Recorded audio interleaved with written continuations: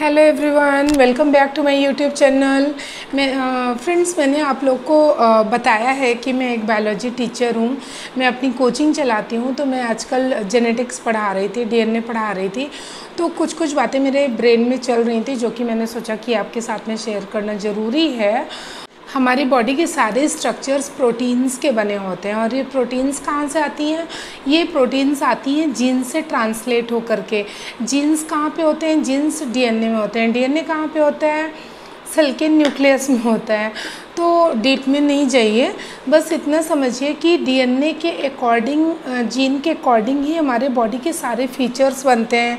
Internal external organ, सारे protein जो बन रही हैं जीन से, उन्हीं के अकॉर्डिंग बनते हैं। जो हमारी एक्सट्रीमिटीज़ हैं, ये सारी प्रोटीन की बनी हुई हैं। तो हमारी बॉडी को ना हज़ारों की संख्या में प्रोटीन की ज़रूरत होती है। वो सारे स्ट्रक्चर्स अलग अलग प्रोटीन की डिमांड करते हैं। तो जो प्रोटीन का डब्बा मिलता है ना, ये हमारी बॉडी की रिक्वायरमेंट को पूरी नहीं कर सकता है। उसको कैसे पता कि कौन सी प्रोटीन किस टाइम पे ज़रूरी है? उसको हम अपने अकॉर्डिंग जनरेट कर सकते हैं। कैसे कर सकते हैं, मैं इस वीडियो में बताने जा रही हूँ।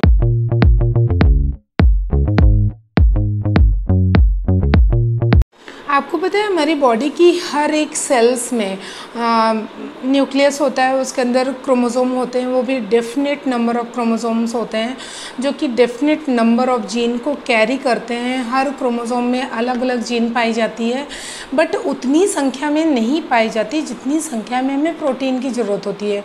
तो ये क्या होता है कि कभी कोई जीन स्विच ऑन होके, कोई जीन स्विच ऑफ होकर के, ट्रांसलेट करके उनके कॉम्बिनेशन से नई नई प्रोटीन्स जनरेट होती हैं। तो मतलब ये स्विच ऑन स्विच ऑफ पे रहता है कि कभी कभार 2 जीन्स 3 जीन्स के ट्रांसलेटेड प्रोडक्ट आपस में कंबाइन होकर के एक मैच्योर प्रोटीन बनाती हैं, डिफरेंट वैरायटी की। तो इस तरीके से वैरायटी ऑफ प्रोटीन्स का जनरेशन होता है, ट्रांसलेशन होता है। और ये सारी प्रोटीन्स हमारे वैरायटी ऑफ ऑर्गन्स को बनाने में काम आती हैं। तो इतना तो समझ में आ गया कि जब डीएनए का एक्सप्रेशन होता है तो हमारे जो बॉडी फीचर्स होते हैं वो फॉर्म होते हैं। और यहाँ पे एक टर्म आता है एपिजेनेटिक्स का।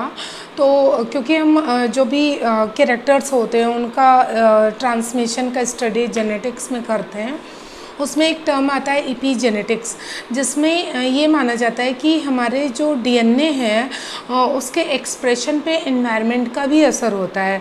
क्योंकि आप कितना भी अच्छा वैरायटी का सीड को लाके उसको इम्प्लांट करिए, उसको लगा दीजिए, बट अगर आप एनवायरनमेंट अच्छा नहीं देंगे, उसको न्यूट्रिशन नहीं देंगे, उसको बंजर ज़मीन में, कंकड़ पत्थर वाली ज़मीन में लगा देंगे, तो वो अच्छे से जर्मिनेट नहीं कर पाएगा, वो अच्छा पौधा नहीं बन पाएगा।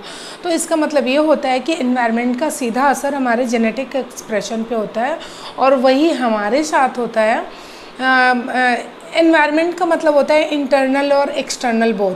तो एक्सटर्नल एनवायरनमेंट में क्या होता है? हमारा खाना, अच्छा न्यूट्रिशन, पानी अच्छा होना, और ये जो हवाएं हैं, जो पोल्यूशन है, ये सब का ना होना। तो ये सब चीज़ें हमारे सेल्स के में असर डालती है, हमारे जेनेटिक एक्सप्रेशन पे असर डालती है। और दूसरा चीज़ है हमारा इंटरनल एनवायरनमेंट।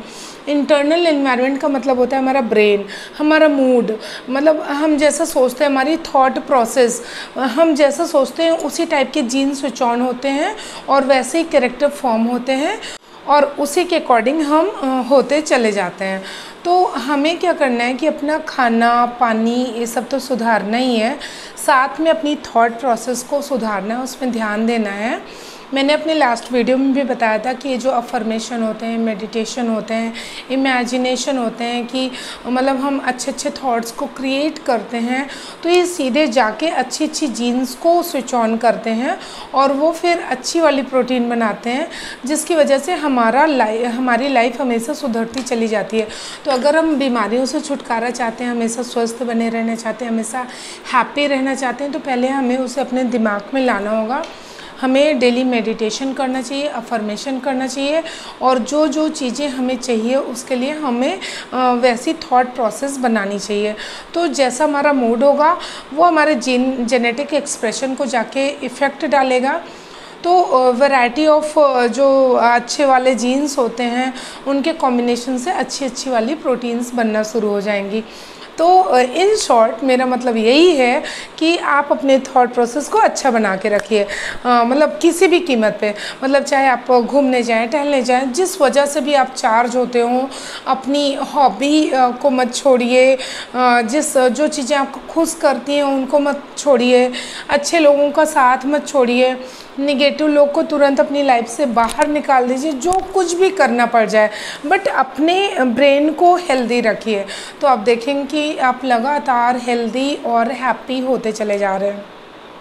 मेरा वीडियो अच्छा लगा हो तो लाइक ज़रूर करिएगा, और मेरे साथ बने रहने के लिए, ऐसे ही टाइप की कुछ अच्छी अच्छी वीडियोस देखने के लिए मेरे चैनल को सब्सक्राइब करना मत भूलिए, क्योंकि मैं अपने चैनल में बात करती हूँ सेल्फ़ इम्प्रूवमेंट से रिलेटेड टॉपिक्स पे, चाहे वो फिजिकल हो, फिजियोलॉजिकल हो या फिर इमोशनल हो।